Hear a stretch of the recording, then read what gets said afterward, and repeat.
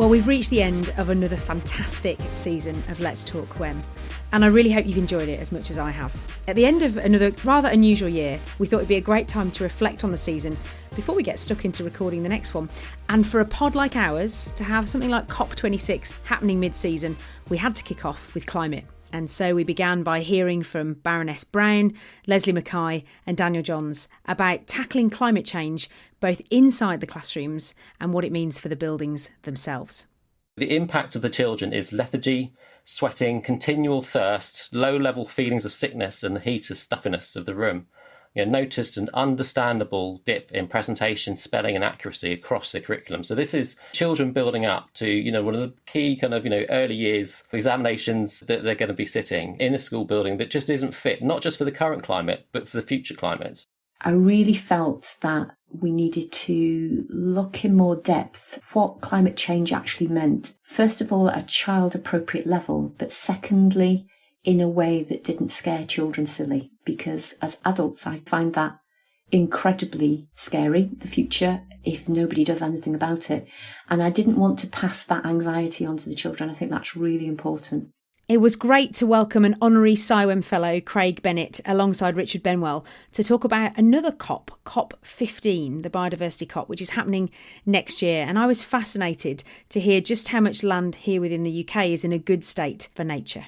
The Prime Minister signed up to the so-called 30 by 30 commitment, pledging to have 30% of our land and sea into nature's recovery by 2030. But just the way the Prime Minister and Downing Street talked about it at the time suggests they didn't fully understand what that means. They said that the UK was currently at 26%, and they only got there by including all our national parks and areas of outstanding natural beauty, as if all those are in a perfect state for biodiversity at the moment. So we think at the Wildlife Trust we're closer to around 5% of our land in the UK that's actually in a good state for nature at the moment, not 26%.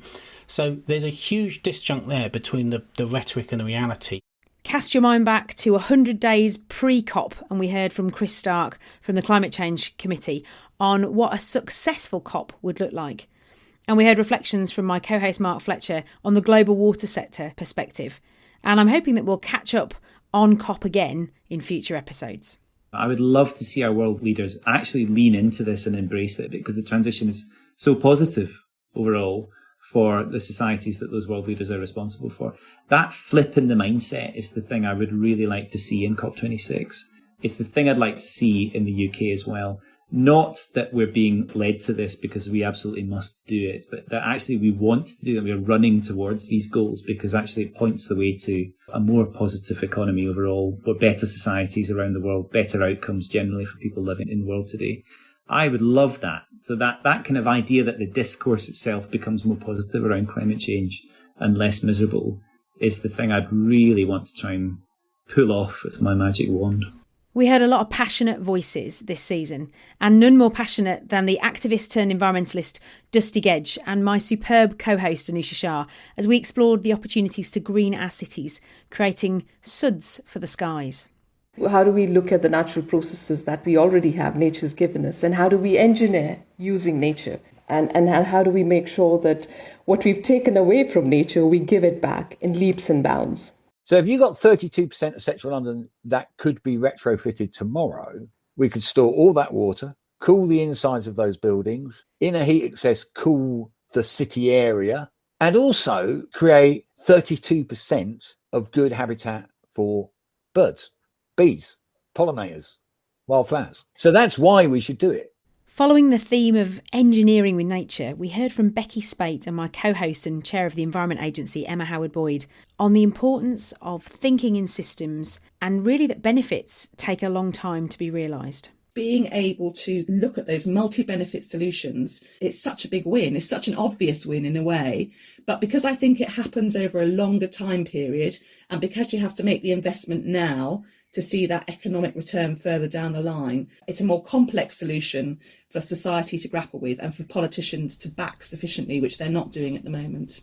It's that translating of all the good words, all the rhetoric into real action on the ground. I think sometimes collectively we are waiting for the perfect solution before we get on and start acting.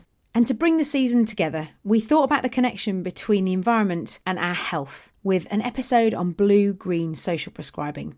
98% of black people within the UK live in urban areas. They don't have a green space within 10 minutes of their home. People are then disproportionately affected by high levels of polluted air, and not having the access to a local green space, which we know is like a natural buffer for life's sort of stresses and challenges. So it's really important that I think some health inequalities are addressed. We've covered a lot of ground this season, and I still firmly believe everything really is connected. I hope you've enjoyed exploring those connections with me as much as I've enjoyed being part of those conversations. Watch this space to find out more about what we're going to bring to you in season 3. And if you want to get involved in sponsoring the pod, then do get in touch. That's it from me for now. Stay safe and see you next time.